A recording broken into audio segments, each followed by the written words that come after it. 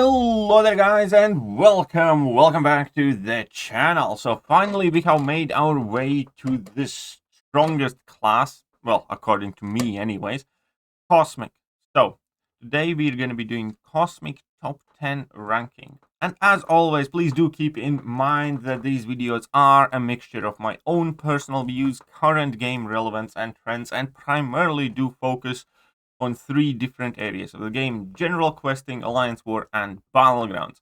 So based on your own personal preferences, playstyles, types of masteries you like to use, types of game modes you want to focus, but perhaps you don't care about war or battlegrounds, all of those are factors which would make your own personal opinion of champions significantly different than mine, as well as the level of gameplay, the level of skill, and everything else involved.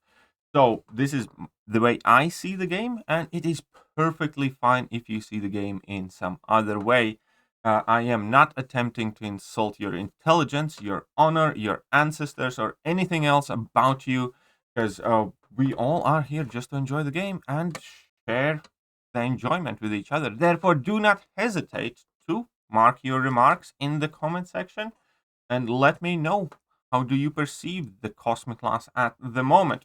Before we go any further, I do want to remind you guys that I'm organizing a $300 giveaway for July 4th, and it is super easy to enter. Basically, just go into the game, find my in-game account, TheKiryu, duel me, take screenshot of that duel, and submit the picture of that duel in the link that you will find in the video description below. You have until July 2nd to enter, and on July 4th, I will be posting the winners.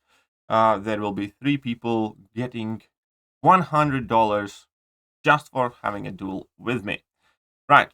That said, obviously, all of these lists will be controversial, so let's get started. And initially, and always, I have like this generic impression of Cosmic class that they have like very, very strong top of the top class, and then it kind of falls off. But this time around, as I was doing the top 10 list, I realized that there are many more champions that could easily make it to top 10 and that have been showing themselves in kind of like the better light. Some champions have taken a little bit of a step back, but ultimately there are a couple of important things to point out. Number one is that I do believe that top 4 in the Cosmic class is top 1 is obvious, 2 to 4 is relatively interchangeable, but there are clear 4 strongest champions in Cosmic. We all know who the Cosmic class king is, and then there are 3 more Cosmic champions that are definitely in top 4. Then you can make a slightly bigger debate, I suppose, from spots number 5 to 8, but what is the most fascinating that I think is spots 9, 10, 11, 12, 13, 14, 15, 16. It's like really, really close. Obviously, these are top 10 lists, so I will give an honorable mention to champions that either I personally really, really like, or champions that it was very hard not to include in the top 10. And one of those champions, for instance, is Odin, because Odin is understated powerhouse, because his damage is better than many people think it is. He's much tankier than a lot of people think he is. Obviously, we all like to benefit from his pre-fights, and he has been useful. He really has been, whether his pre-fights or just the generic ability to start the fight with multiple buffs. He was one of the MVPs for 8.2 without a doubt. He was super useful for EOP. The fact of the matter, he doesn't really shine in Alliance War or Battlegrounds too much, but, you know, that might change with time. He is relatively more simple than we'd like. I think I speak for everybody that we hoped Odin would be something a bit more impressive. But I think with him, the disappointment of Odin not being absolutely OP at the same time kind of dragged him lower where he should be in the community opinion. So I think Odin is quite cool champion, and he definitely deserves recognition. Another one of my personal recent favorites definitely is, where is that little bucket head? Nova. I think Nova has been getting more and more useful. Obviously, he has been long since a W staple defender. One of my very last deaths actually have been to Nova. That was like two and a half seasons ago, I think now. But yeah, Nova definitely is one of those champions that still gets killed in lines for defense, but he's also super useful for battlegrounds. And ever since I took mine to rank 4, it turns out he's an amazing core counter doing that fight for under 60 seconds. He's an amazing Tuma counter because he has plenty of non-contact basics and specials. And yeah, no, it has been a surprising dub for me to a point where I'm potentially thinking of throwing a curveball and maybe taking him to rank 5. And he's definitely been, growing on me more and more. Not putting him in the top 10 list, but I really do like the guy, and he's been gaining stock and value in my eyes. Similarly, Silver Surfer. I previously always featured Silver Surfer in my top 10 lists, as we saw before. Last ranking video, he was in spot number 10. This time around, he doesn't quite make it, but I still really do like and enjoy Silver Surfer, and I do use him, most importantly, virtually every day in Lion's Quest, because he has access to easy debuffs, easy buffs, and he has much better damage output than a lot of people realize, and obviously the Incinerate, Shock, and Cold Snap resistances are super useful too. And then, who else did I want to mention? Ojitor is still an absolute damage powerhouse. Trust. Hashtag trust. Ojitor's damage output is crazy and people are still completely sleeping on it. Whenever I do see a rank 5 Ojitor in Battlegrounds, that's an immediate ban.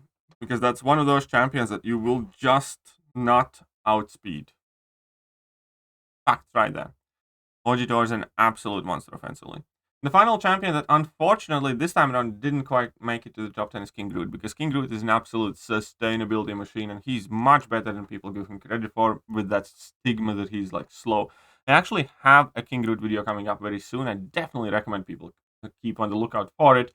But one of the most fascinating things about him, besides his super mega tankiness and regen, is the fact that he's one of the very few cosmic champions with really reliable shrug off abilities, obviously access to permanent armor breaks, plenty of poison damage, plenty of burst damage. Yeah, King Groot is definitely a very, very good champion, and was the hardest champion to leave out of top 10. If I would make top 11 list, King Groot would be spot number 11. Or it is very likely that if some of the game trends will shift in the near future, then King Groot will find himself back into the top 10. Because the main reason why King Groot's presence has diminished in the game is primarily because we're spoiled. Because he does take somewhat longer. Yes, he regens, he's safe, but we have Hercules, for AQ. For instance, I used King Groot a ton for AQ, and then I just started bringing in Hercules, and Hercules does kind of the same thing, except faster. And that's just the reality of life. We are kind of spoiled with these OP cosmic champions, and somebody like King Groot, who is a sustainability machine and does, the same paths and the same fights in many cases, just doesn't quite keep up, but it doesn't mean that he's not capable at all. Right, so let's move on, and I'm going to give spot number 10 to Angela. And Angela has been obviously buffed for a while and has been noted in community. Previously, I kind of left her out of my top 10 lists, but I do think that what speaks in favor for Angela is her kind of longevity, in a sense that she definitely hasn't lost her relevance, with 6-star awakening gems and 6 stones becoming more available.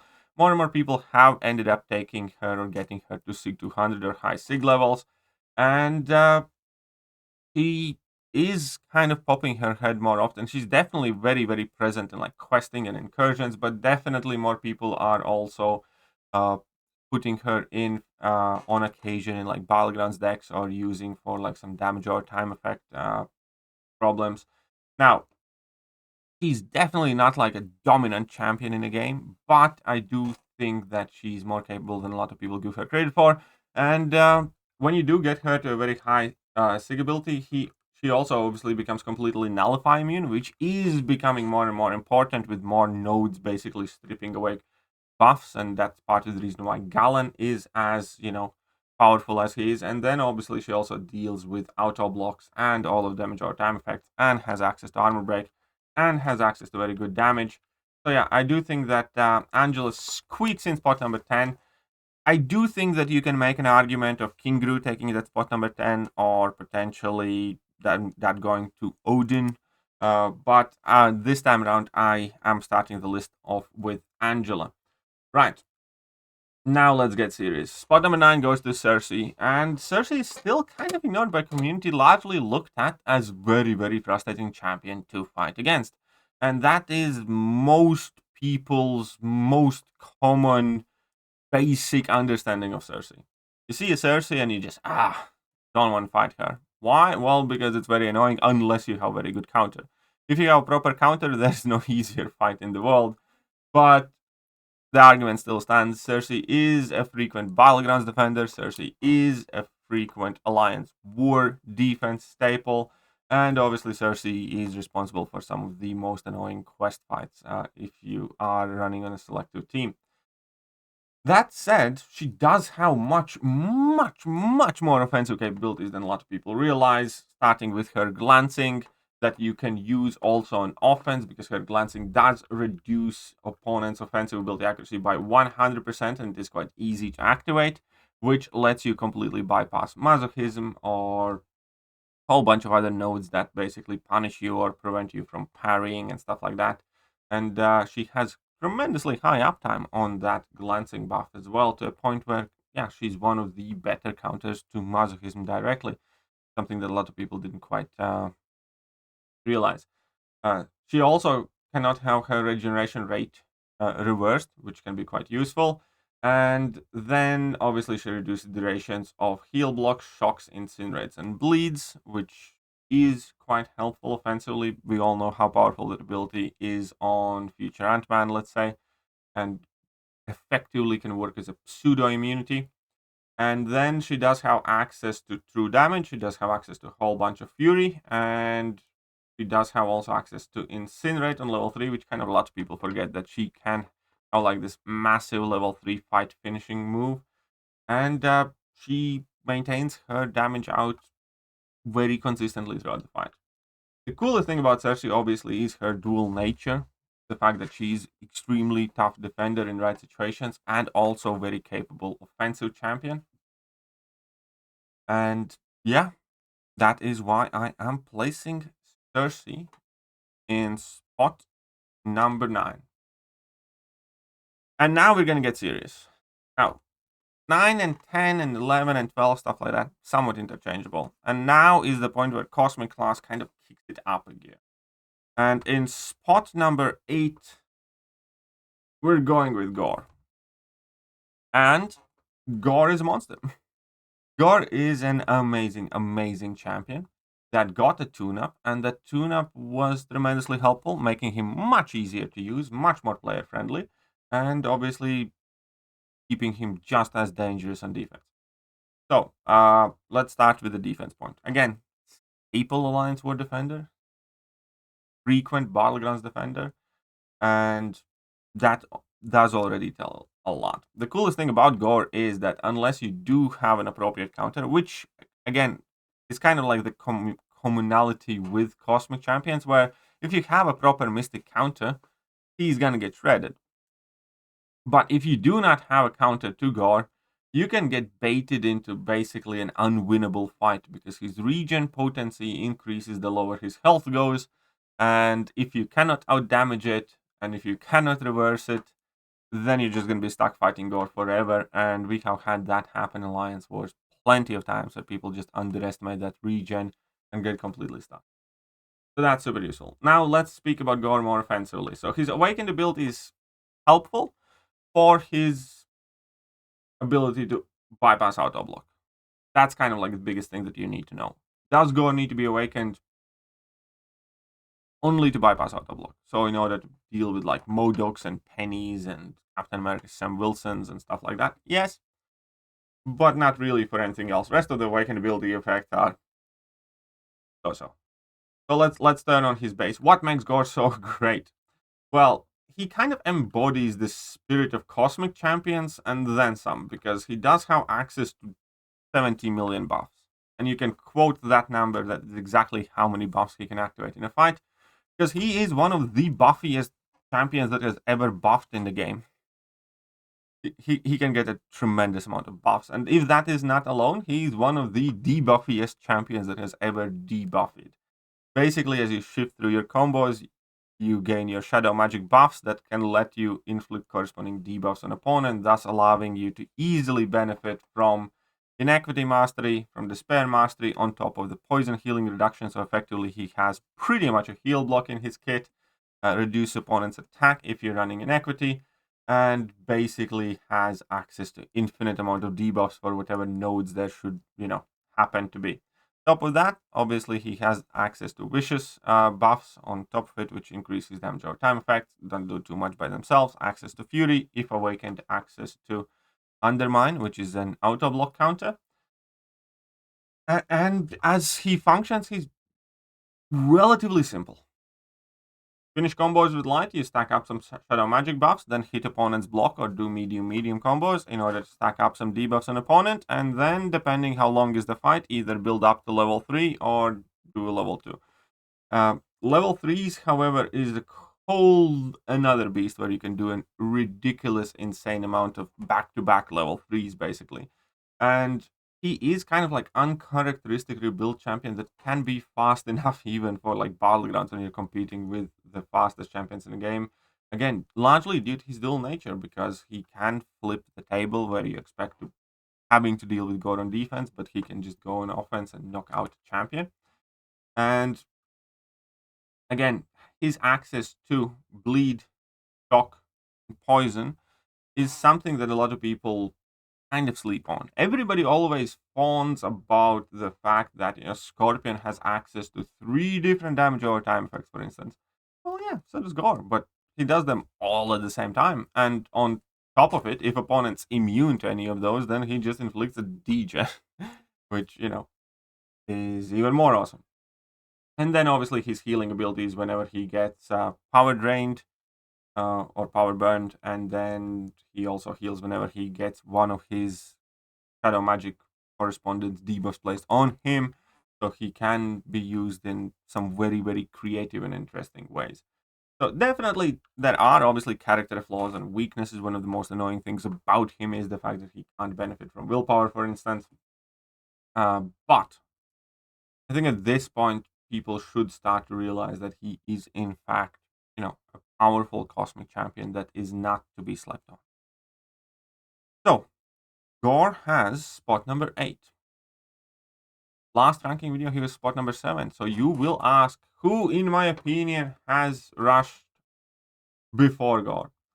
And this is a ranking that I'm somewhat uncertain of. I'm not sure where Adam Warlock will eventually end up in Cosmic. I'm not saying that to be spot number 7. Fact of the matter are that Adam Warlock is a very, very new character in the game, and we still haven't had the biggest exposure to him. We have seen some very impressive things. We have seen some disappointing things too. And this is one of the champions that I grinded for myself. And I got him as a 6-star, and I immediately took him to rank 4, SIG 200, because of the initial hype and how amazing he looked when everything happened perfectly. And he is amazing when things work out. If you take a look at him on the paper, access to ability accuracy, well, basically immune to neutralize, fate seal, and nullify, and all that stuff. Immune to, where's his immune to? Where's his stasis pod? Here we go. Where is that stasis pod? He's basically immune to all of the energy debuffs. Don't have an exact list. Tons of immunities. Where is it? Where is that immunity thing written? Come on, don't make me be mean. Anyway, so I believe it's like shock, cold snap, and incinerate that he becomes immune to. So he has plenty of immunities. Nullifies, fate seals, shock, cold snaps, everything else. Then obviously he has access to true damage, unblockable, precision, fury, count, and regen, and tons and everything else. So when you put it all together, he is also, generic power gain over time.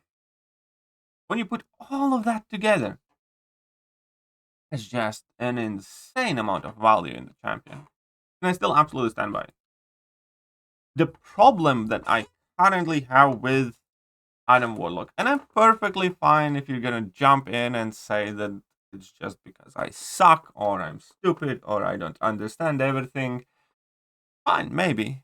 And obviously, it's again very short amount of time that he has been in the game, and I'm sure that my opinion will change for him, for better or worse.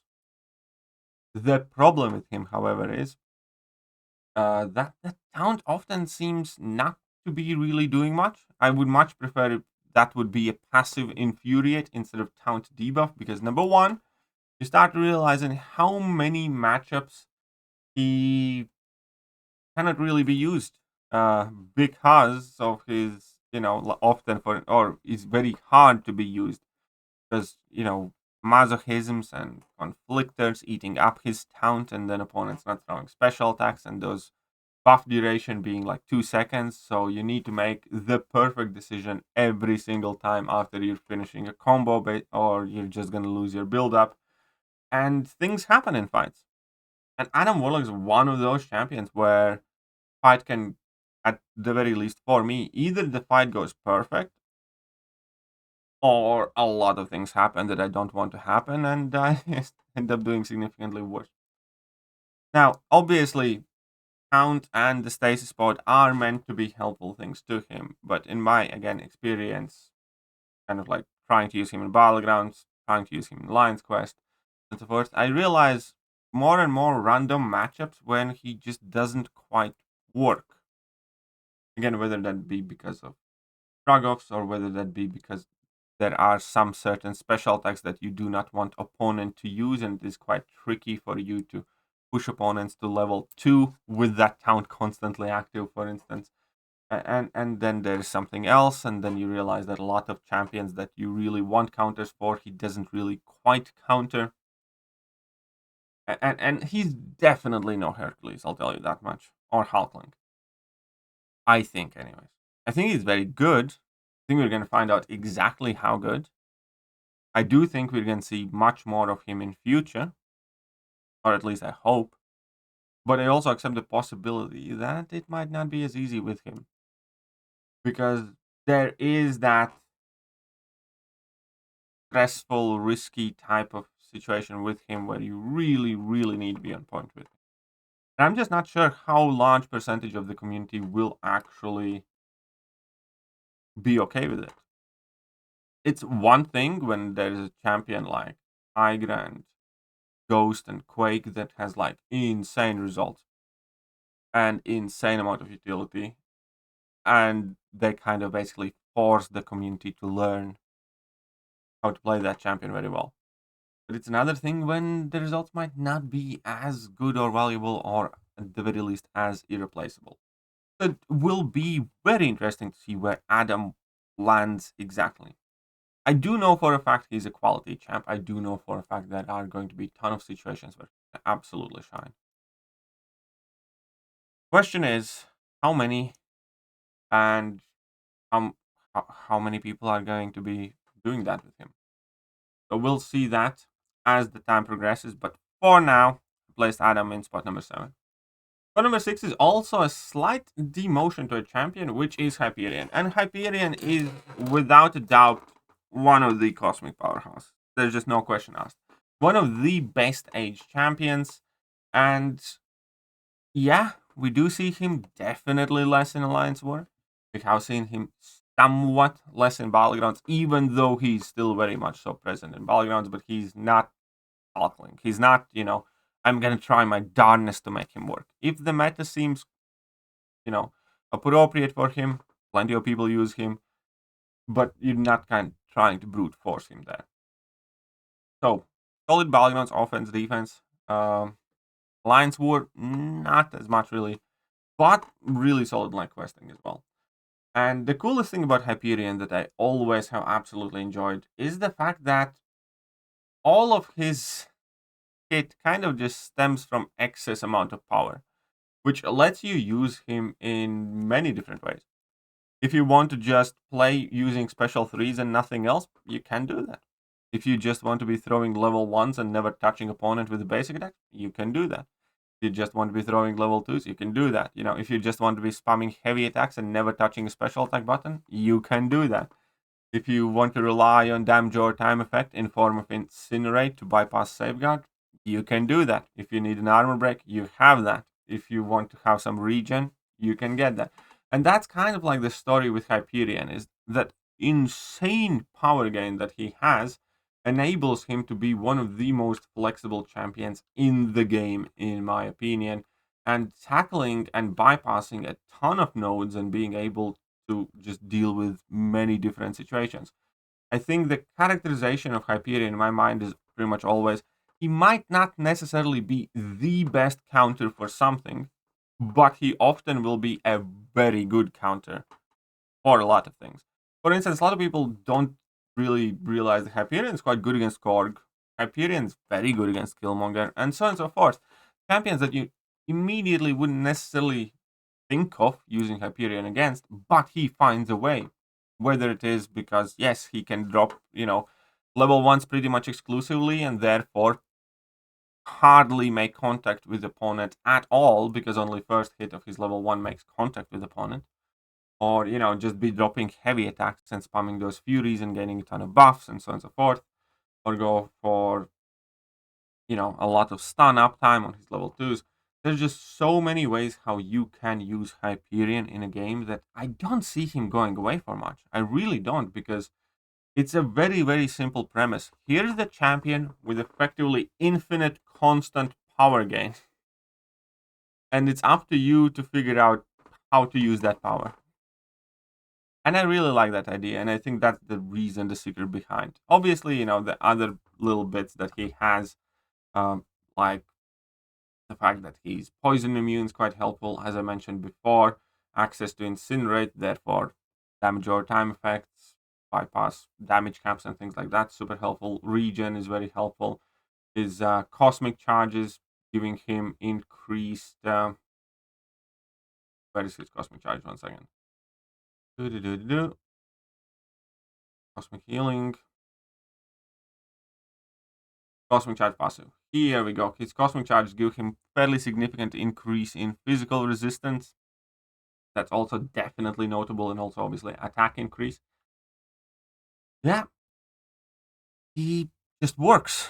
And he always has, and I think he will keep on working. He's one of the better champions to invest an Awakening Gem into as well, because you really, really don't need him at high sig for him to be super effective.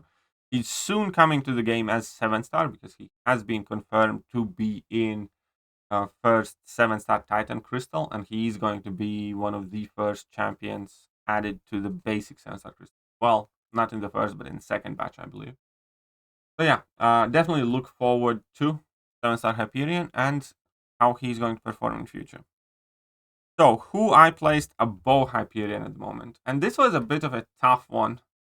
And again, I fully accept arguments with Hyperion and Null being swap places, but I am giving Null spot number 5 this time around. I have slowly but surely, perhaps due to like an biggest Null simp in the world that has, well, that happens to be in also my alliance, consistently pushing Null in my face, come to accept that Null is better than I have given him credit for. And there is quite a lot of value within him in how he's somewhat a typical cosmic champion, but has the main gist of a cosmic champion. Like many cosmic champions, he has access to armor break, and many of them, for instance. Unlike most of the cosmic characters, he doesn't really rely on buffs at all and hardly actually has any, which I actually think is one of the biggest weaknesses for Null. If there is one immediate change I would make to Null is I would change his SIG abilities Unstoppable and Unblockable into passives. Because that does ruin him in quite a lot of situations. Especially in battlegrounds against Mystics. But that put aside. So what does he do? He inflicts a ton of debuffs, but has access to instant bleeds, degeneration, resistance to bleed, poison, and degeneration. reduces opponent's combat power rate, thus enabling him to be much, much more aggressive, obviously. Then, yeah, infinite amounts of armor breaks, ability to easily access true accuracy, and the biggest thing with Null is that you really do need him Sync 200. Initially, I listened to a lot of people who says, there's not that big. No, there's a huge difference. At a low sig, yeah, you can still bring him in Abyss and stuff like that, but even there's going to be a massive difference. But if you do get him to Sig 200, then he's a completely different beast. Because by the time you get your level 1 and drop it in a fight, you will have a significant amount of your Living Abyss debuffs active, which will give him very significant amount of damage. So when he's max sig, turns out he's actually perfectly viable for shorter content. Like properly being able to finish, BG fights in 50 seconds or under, or some long BG fights in like 60, 70 seconds, which is very, very good for a dual purpose champion. And the same goes for Alliance War. He's high sig, he's very useful defensively to Alliance War as well. And then obviously he's really, really good for Everest content. And then on top of it all, as we all know, very good defender, especially if opponent doesn't have like a perfect counter, because start fight, place a ton of debuffs on opponent, synergize that with an equity mastery, opponent loses it like over a third of their damage immediately, and then they still need to deal with Null, trying to prevent him from using level 1 in order to avoid the reverse controls or taking the block damage. Then they need to bait out the level 2, and they better hope that they can dex it fully, otherwise there's going to be a ton of block damage. And even as you are fighting Null, your combat power rate is reduced, and there's plenty of things to watch out for. So, I think Null is 5th best Cosmic in the game at the moment. 5th or 6th. 5th or 6th. You can debate that. Null or Hyperion. I do think they're very close. But I do think I see Null more often. I would say. It was a hard decision to make. It was very close, in my opinion. But I did end up placing Null just a tiny bit more ahead, just because I have personally used Null more often than Hype recently, and I have seen more Null in the more competitive game modes more often than Hype in recent months. That is my articulation why I just tiny bit put Null above Hyperion. But again, there are very good arguments for vice versa. That said, we have made our way to top 4. And how you organize top 2 to 3 to 4 really doesn't matter.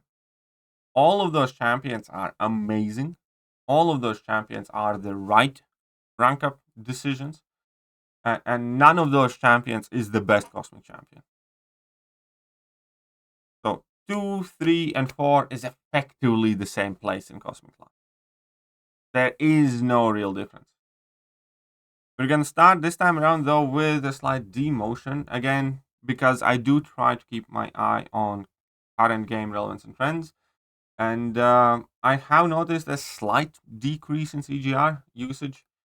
And part of it is, let's say, for story content, because health pools are getting bigger. And obviously, CGR is super high damage output champion, but he doesn't quite blow as quickly through those fights as he did before, to a point where it allows some champions to catch up.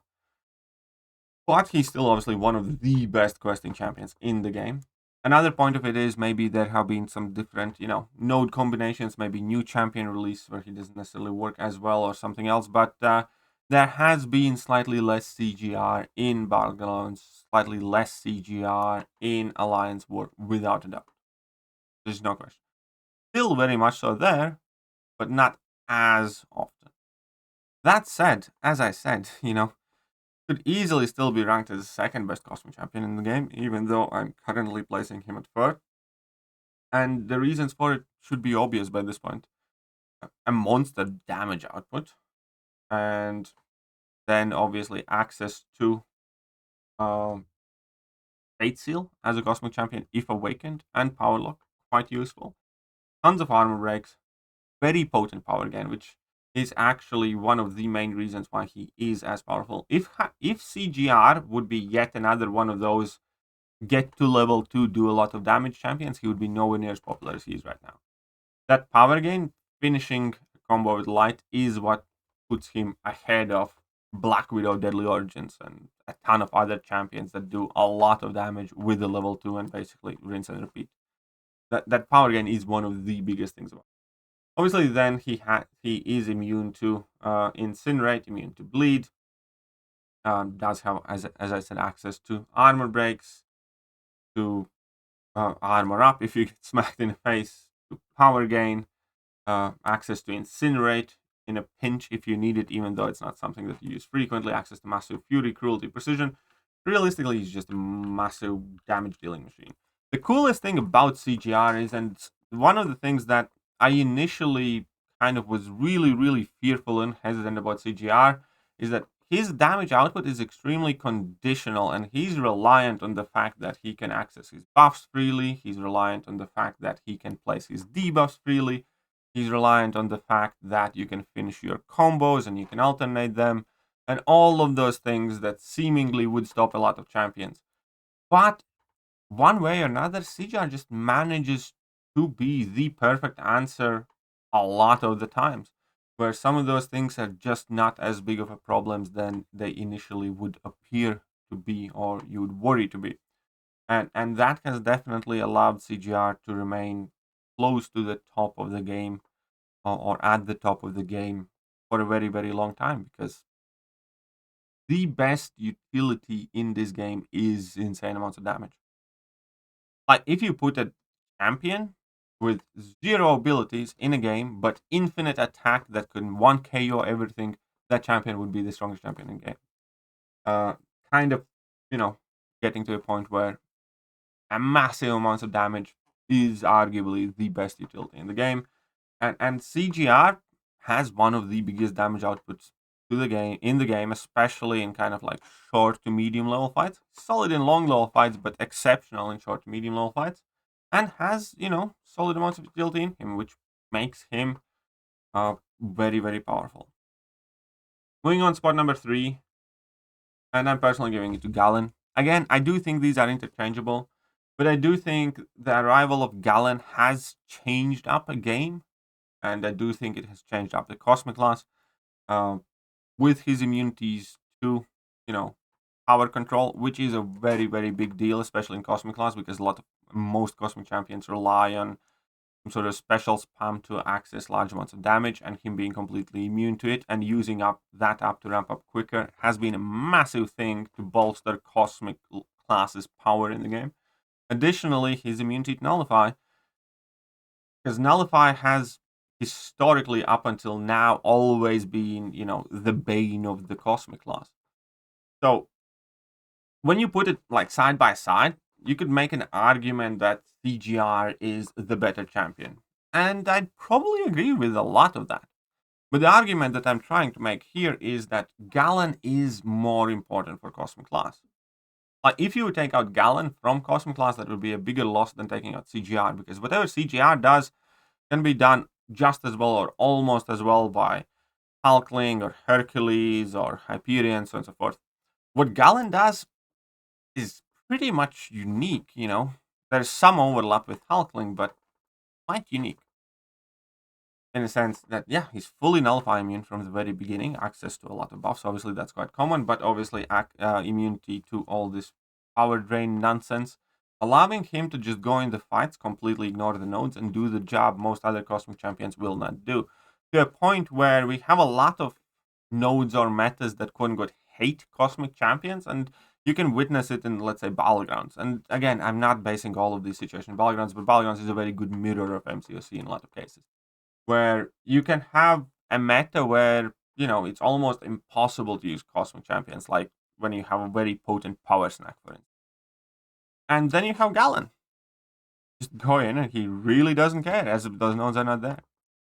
And where one node would eliminate, 95% of the Cosmic class, Galen just walks through that. And that is why I'm placing him in spot number 3. But if we do break it down, obviously one of the Battleground staple champions, one of the Alliance War offensive and defensive staple champions, one of the kind of like questing specialists. He has a ton of utility. There are very, very, very few things that stop his harvest damage in the game, period, And with that, he can take a ton of matchups. Typical Cosmic champions wouldn't take, bypass tons of damage mitigation abilities. And I do think he's well deserving in spot number 3. So that is Galen. Now we're moving on to top 2 spots. And spot number 2, I'm putting in Hulkling. Hulkling is just a monster. Hulkling does not look as impressive to me on paper as does Tijaru Galen. It really doesn't. It's hard in the block, drops big level 2s, yada yada. It really isn't that impressive. But don't let that fool you in thinking that he's like any worse than Galen or CGR, or that those champions necessarily deserve to be ahead of him. That is not the case. Because we have a ton of champions in game that don't necessarily look that amazing on paper, but in reality are just insane powerhouses. The best example here is Kingpin. If you look at Kingpin's abilities, nothing special. A lot of people, called me mental by doing breakdowns on Nick Fury and Kingpin and then telling that Kingpin is better. But as enough time passed, those same people accepted that Kingpin is better because he performs better in the game. Because Kingpin is more useful in Alliance War, in Battlegrounds, in questing, and they use Kingpin much more than Nick Fury, and he does these fights better in more matchups. And I'd argue it's kind of the same thing with Hulkling. With whatever he does and being as simple as he is, just get to level 2 and do a ton of damage, it just works for him. It really, really does. Obviously, there are very cool things about Hulkling, like the fact that he is poison and shock immune, the fact that he's a very tough defender without a good counter that will, cause a lot of block and chip damage and can easily KO you. His immunity to power drain and power control mechanics also, like similarly to Galen, can be very, very helpful. He is missing that nullify immunity though, but again, he does have shock and poison immunity. And yeah, access to Pierce, which is relatively new thing in the game, but currently is one of the more useful abilities that Kabam is pushing in more and more new stuff and counters more and more annoying abilities and champions. Like at the moment, he's like the only flat out really proper counter to Future Ant-Man, or one of the very, very few anyways. Has a safety net of his region when you mess up, ability to manipulate AI if need be, even though in a direction that I personally don't like too much with Intimidate debuff. I much prefer having access to Infuriates, but that wouldn't fit this kit. And then ultimately his special 2. One additional cool thing about Hulkling is the fact that as long as you're unblockable, and if you do get additional unblockables from other abilities, you can get extra Fury buffs, which I don't know if it's intended, but it can be very, very, very fun with Hulkling. As well as the fact that he gains extra attack rating for each unique buff that he has, regardless of whether that is his buff or he has gained them from Odin's pre-fights or something else. So you can actually supercharge his attack in many different ways through several different nodes. You can do like a lot. And so that's Hulkling. He's kind of super simple. Hit opponent a bunch, get somewhat close to level 2, dash back a bit, start hitting his block, go unblockable, drop level 2, see them die. And it's so simple, but it's so lethal. So I'm placing Hulkling number 2. And again, like, I'm sure there are going to be comments, are you nuts, are you insane, CGI is better and Galen's better. And I see the point. All 3 of these champions that I just talked about have incredible abilities and incredible followings in community. They're all amazing. You can easily change what number 2 to 3 to 4. All 3 of them are so close and so good. But If you are going to make a comment on the top 1 spot, then you can straight up miss me with that bullshit. Because there is no sane human being that would rationally challenge the fact that Hercules is the best cosmic champion in the game. Also happens to be currently the best champion in the game. And, this is like one of those very, very few times when I'd say I do not accept negotiations or discussions on this subject, because this is something that we have been discussing for quite a while now. There's very, very good reason whilst every Kabam developer's wet dream is ability to nerf this guy. There's very good reason why many of the Kabam devs publicly have referred to this guy as a huge mistake or a pain in the ass, or the fact that they have publicly stated that this guy would be nerfed to the ground had he been released when the balancing program was out. And you can go on and on and on and on about the fact, but you know that Hercules is just absolute filth. It's just filthy, Neanderthal, scoundrel, pervert version of Marvel Construct Champions. Don't want to read, don't want to care, don't want to play well. You're gonna farm 10 revives and go and just revive Herc through a path. Only way Hercules will not brute force a fight is if there is some node that completely prevents him from doing damage.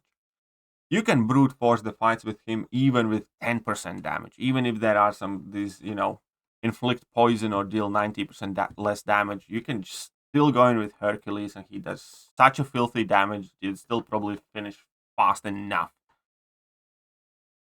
Hercules is just the MCOC version in leather-bound porn. Not that I'm into that kind of thing, I'm really not, but you can't fucking argue how filthy this guy is. You can give the stupidest person in the world with the worst hand-eye, finger-brain coordination 6-star rank 5 Hercules and a bunch of revives, and he's gonna blitz through pretty much any piece. Or most pieces. You know it. You know it.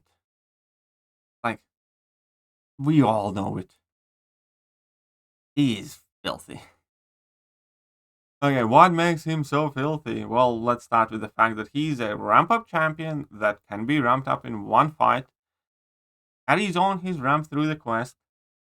He's a ramp-up champion that is fast enough to be considered a nuke in Battlegrounds. How does that make sense? Do we consider Aegon a Battlegrounds OP nuke? No. But he has basically the same principles as Aegon. Except that he's so much more filthy than Aegon. Then obviously, all of the other things are cool, access to precisions, access to secondary damage, thus, ability to bypass a lot of damage comps and whatnot, access to the cruelties and stun immunity and indestructible and true focus with ability to bypass miss. All of those are good, great abilities, but none of us would really be talking about Hercules the way we are if not for his sig ability and that immortality that can be paused for basically forever in a fight as long as you're aggressive enough. Man single-handedly put Corvus out of business. That's something. Corvus is like Blockbuster of MCOC before Netflix came, and this is Netflix. It's just MCOC porn. When you put on boosts and recoil and power back boosts on Corvus and watch him tear through bigger piece of content, it's a definition of MCOC porn. With 1% health.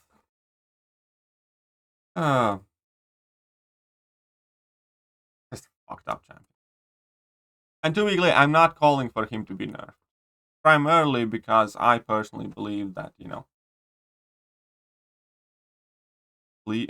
okay, I'm not gonna finish that, but he's filthy though. He's absolutely problem. I'm gonna leave that here. That is Cosmic Top 10. Definitely had a good time. explaining this one. So here's the list. Hercules up top, Halcyon, Galen, CGR. Swap them as you want. Null and Hyperion. You can swap those around as you want as well. And then we have Adam, Warlock, Gore, Cersei, and Angela. There, that's it, done. 50 minutes straight. 50 minutes. One single take, one try, 50 minutes, and my mouth is dry. And that somehow rhymed. Okay. See you next time with top 20 champion video. Bye.